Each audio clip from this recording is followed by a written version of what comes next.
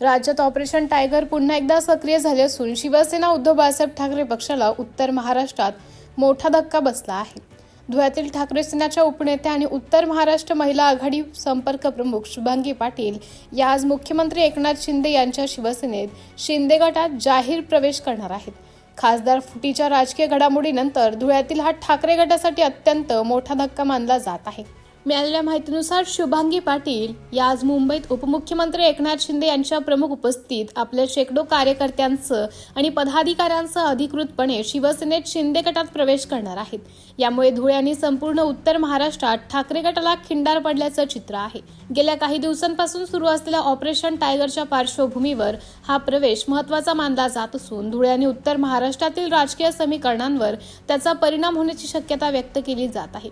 शुभांगी पाटील यांच्या पक्षप्रवेशानंतर ठाकरेंची भूमिका काय असेल आणि उत्तर महाराष्ट्रातील राजकीय घडामोडींना कोणते नवे वळण मिळते याकडे सर्वांचं लक्ष लागलं आहे। MDTV न्यूजसाठी जिल्हा प्रतिनिधी माहेश्वरी शिसोदे, धुळे।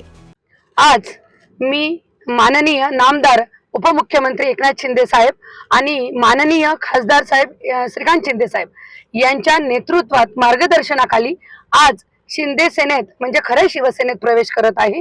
कारण की माझ्या शिक्षक पदवीधर यांचं हित बघितल्यास आणि माझ्या मोठी संघटना पण आहे, अनेकांच्या चर्चा झाल्या की ताई एकनाथ शिंदे साहेबांनी अनेक कामं केलेले आहेत, आपले शिक्षक पदवीधरांचे हजारो कामं त्यांच्या माध्यमाने होतील, म्हणून आपण आपल्या कार्यकर्त्यांच्या आग्रहाखातीर तरी शिंदे सेनेत शिवसेनेत यावं आणि जावं म्हणून मला सगळ्यांनी आग्रह केला। म्हणून मी त्यांच्या नेतृत्वात आज पक्ष प्रवेश करत आहेत।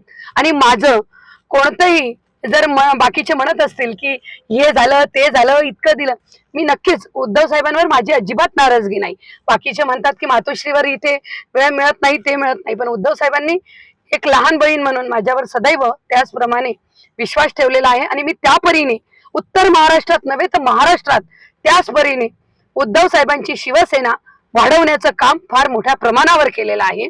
आणि मी माझी संघटना तर 10 वर्षापासून होतीच, मी त्या संघटनेच्या मार्फत सुद्धा साहेबांना नक्कीच फायदा होईल असंच हिताचं काम आजपर्यंत करत आलेली आहे।